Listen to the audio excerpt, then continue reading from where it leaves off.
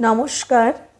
আগামী রবিবার ৭ই সেপ্টেম্বর ২০২৫ সালে পূর্ণগ্রাস চন্দ্রগ্রহণ আপনার জীবনে অর্থাৎ প্রত্যেকটি রাশির জীবনে কিছু কুপ্রভাব ফেলতে পারে। তাই ৭ই সেপ্টেম্বর আপনারা একটু সাবধানে থাকবেন। প্রতিটি রাশির জন্য কিন্তু এই গ্রহণ শুভ নয়, কম বেশি ভালো মন্দ মিশিয়ে আছে। এই ৭ই সেপ্টেম্বর আমরা যে চন্দ্র দর্শন করব তা হলো ব্লাড মুন, অর্থাৎ রক্তের মতন লাল চন্দ্র। পৃথিবী থেকে এই চন্দ্রকে কিভাবে দেখা যাবে সেটা কিন্তু এই মুহূর্তে বলা সম্ভবপর হচ্ছে না। এর প্রভাব কিন্তু মারাত্মক। তাই এই পূর্ণিমায় অর্থাৎ এই পূর্ণ চন্দ্রগ্রহণ, একে পূর্ণ চন্দ্রগ্রহণ আবার পিতৃপক্ষ শুরু হতে চলেছে। তাই রবিবার দিন ও রাত্রিবেলা দুদিনই, রবিবার দিন এবং রাত্রি দুবেলাই আপনারা সাবধানতার দিক থেকে একটা গুরুত্বপূর্ণ ভূমিকা গ্রহণ করবেন। এই দুদিন মানে দিনের বেলাও এবং রাত্রিবেলাও আপনারা সাবধান থাকবেন। সাবধানতার প্রথম পদক্ষেপ হচ্ছে এই দিন সন্ধেবেলায় কোনো প্রদীপ অথবা কোনো মোমবাতি ধরাবেন না। সান্ধ্যকালীন যখন আপনারা পুজো দেবেন তখন আপনারা ধূপ জ্বালিয়ে দেবেন, কিন্তু প্রদীপ দেবেন না। চন্দ্রগ্রহণের ৯ ঘন্টা আগে থেকে সূতক কাল শুরু হয়, আর সূর্যগ্রহণের ১২ ঘন্টা আগে থেকে সূতক কাল শুরু হয়। এই সূতক কালের অর্থ হচ্ছে, সূতক কাল কিন্তু খুব শুভ সময় নয়। প্রত্যেকটা মানুষের জীবনে এই সূতক কাল কিন্তু খুব শুভ সময় নয়। এই সময় সাবধানতা অবলম্বন করতে হয়। সূর্য অস্ত যাবার পরে অবশ্যই আপনারা নিরামিষ আহার খাবেন। মাছ মাংস এই সমস্ত আহার বর্জন করবেন। আর যারা সিগারেট বা মদ্য পান করেন তারা অবশ্যই সিগারেট আর মদ্য ছোবেন না। খাবার গ্রহণের সময় প্রত্যেকটা খাবারের ওপরে তুলসী পাতা দিয়ে রাখবেন। তা বলে কি সারাটা রাত্রি আপনারা আহার ভক্ষণ না করে থাকবেন? তা তো সম্ভব নয়। তাই খাবারের মধ্যে অবশ্যই তুলসী পাতা দিয়ে রাখবেন। আর এই তুলসী পাতা কিন্তু আপনারা রবিবার দিনকে তুলবেন না, কারণ রবিবার দিন মা তুলসী ব্রত পালন করেন। তাই রবিবার দিন তুলসী পাতা তুলতে নেই বা তুলসী গাছে হাত দিতে নেই। তাই শনিবার দিনকেই অবশ্যই তুলসী পাতা তুলে রাখবেন। আর রাত্রিকালে বাড়ির বাইরে না যাওয়াই ভালো। যে কোনো মানুষের জন্যই, মহিলা পুরুষ নির্বিশেষে, রাত্রিবেলা বাড়ির বাইরে যাবেন না। কিন্তু কোনো গুরুত্বপূর্ণ কাজ থাকলে অথবা যাদের বাইরে কাজ করতেই হয়, তারা কি কাজ বন্ধ করে বাড়িতে বসে থাকবেন? সেটাও তো সম্ভব নয়। তাই সঙ্গে তুলসী পাতা রাখবেন এবং সঙ্গে গীতা ও হনুমান চল্লিশা রেখে দেবেন। এতে আপনাদের কোনো ক্ষতি হবে না।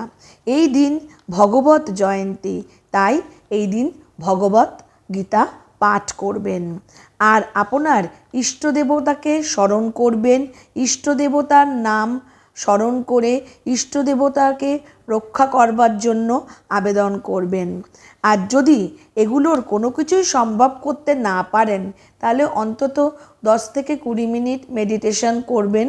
কারণ দেখবেন এই দিনটি আপনাদের একটু খিটখিটে মেজাজ থাকবে বা কোনো কারণে কারোর সঙ্গে ঝামেলা হতেই পারে।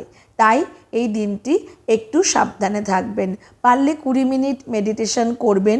আর যদি একান্তই মেডিটেশন করা সম্ভব না হয়, তাহলে সঙ্গে তো মোবাইল আছে। মোবাইলে আপনারা চণ্ডীপাঠ শুনবেন, গীতা পাঠ শুনবেন বা কোনো ঠাকুরের গান শুনবেন। শুনে দিনটি কাটানোর চেষ্টা করবেন, শুদ্ধভাবে দিনটি কাটানোর চেষ্টা করবেন।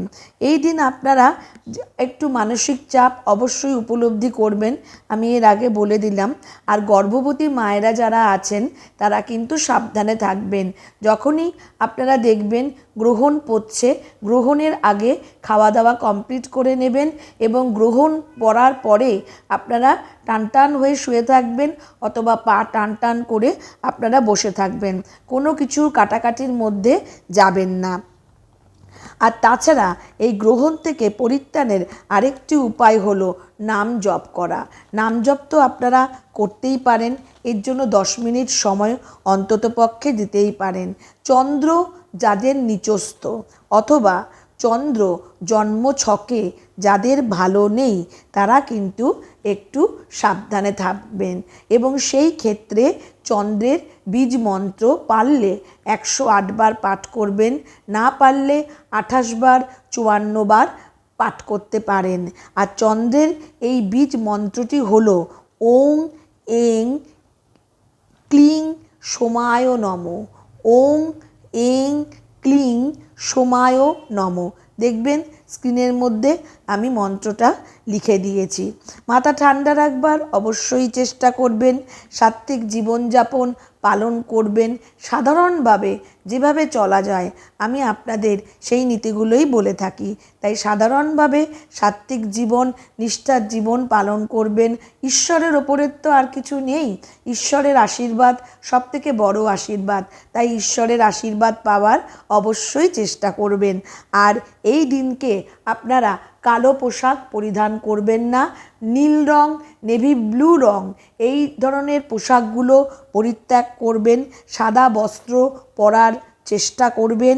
এবং এই ভিডিওটি যদি ভালো লাগে তাহলে অবশ্যই লাইক, কমেন্ট এবং সাবস্ক্রাইব করবার আপনাদেরকে অনুরোধ রইল।